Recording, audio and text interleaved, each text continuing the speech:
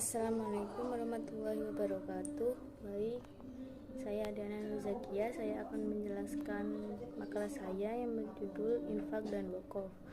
Baik, lanjut ke pembahasan yang di bab pertama.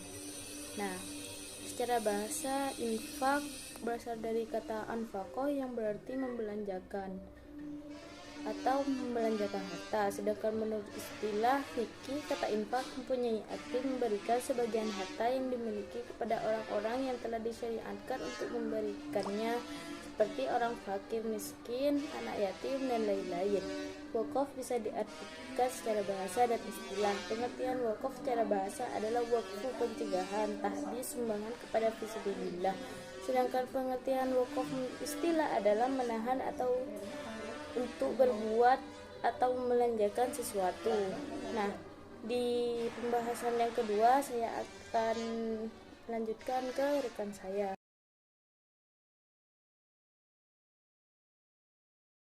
Assalamualaikum warahmatullahi wabarakatuh. Saya Rodatul Jannah. Di sini saya akan menjelaskan tentang landasan-landasan wakaf dan infak.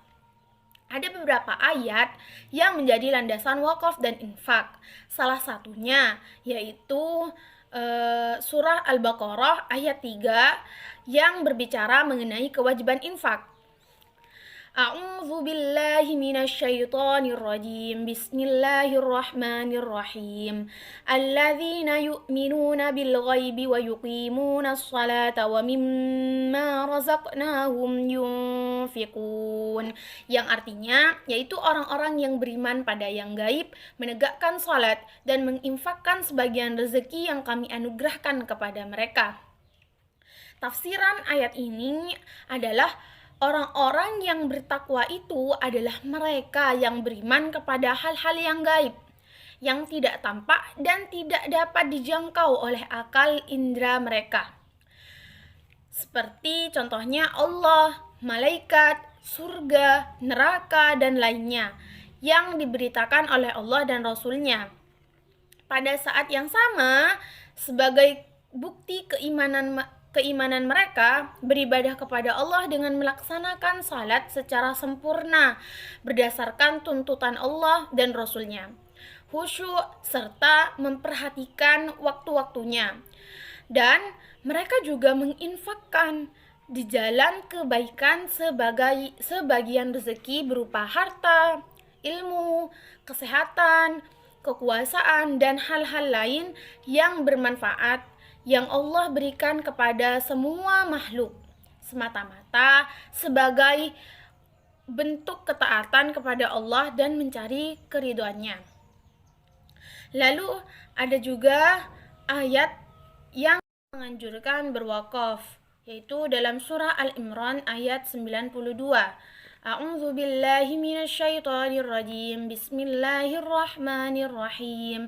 Lan tanalul birra hatta tunfiqu mimma tuhibbun wa ma tunfiqu min syai'in fa innallaha bihi alim. Yang artinya, kamu sekali-kali tidak sampai kepada kebajikan yang sempurna sebelum kamu menginfakkan sebagian harta yang kamu cintai, dan apa saja yang kamu infakkan tentang hal itu, sungguh Allah Maha mengetahui. Tafsiran dari ayat tersebut adalah pada ayat sebelumnya menjelaskan bahwa orang yang meninggal dalam kekufuran, maka sebesar apapun harta dan infak yang mereka keluarkan tidak akan bisa dijadikan tebusan agar mereka bebas dari azab Allah. Pada ayat ini jelaskan tentang harta dan infak yang bermanfaat, hendaknya harta yang dicintai, karena kamu tidak akan memperoleh kebajikan yang paling utama dan sempurna sebelum kamu menginfakkan dengan cara yang baik dan tujuan yang benar. Sebagian harta yang kamu cintai yang paling bagus dari apa yang kamu miliki, dan apapun yang kamu infakkan tentang hal itu, sungguh Allah Maha mengetahui niat dan tujuan kamu berinfak. Apakah karena ingin dipuji atau dilihat orang atau riya? ingin dipuji orang yang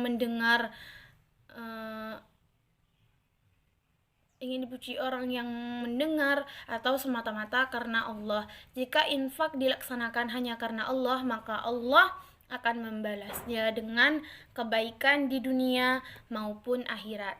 Sesungguhnya Allah Maha mengetahuinya. Sekian, terima kasih. Wassalamualaikum warahmatullahi wabarakatuh.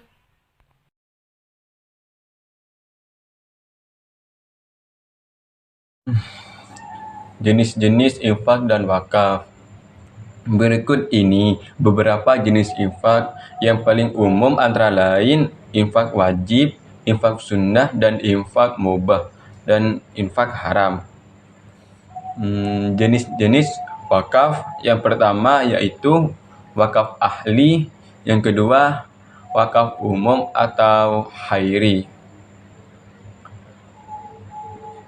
Yang kedua yaitu syarat-syarat rukun infak dan wakaf. Dalam Islam terdapat beberapa syarat yang harus dipenuhi dalam memberikan infak, yakni kepemilikan harta, ketentuan waktu, dan tujuan yang diberikan. Rukun infak: pemberi infak, mufik, penerima infak, mufik lahu, barang untuk infak atau penyerahan, yaitu ijab qabul. Menurut fikih, wakaf dinyatakan sah apabila telah memenuhi syarat wakaf. Ada 3. Yang pertama yaitu harta yang diwakafkan itu harus barang yang berharga. Yang kedua yaitu harta yang diwakafkan itu harus diketahui dan ditentukan bendanya.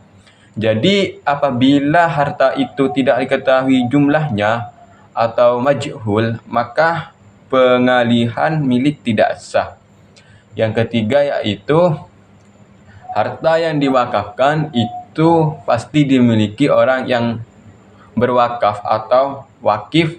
Beberapa yang diwakafkan harus berharga, sedangkan rukun-rukun wakaf ada 4, yakni wakif, mauquf, bin mauquf atau alihi syihad.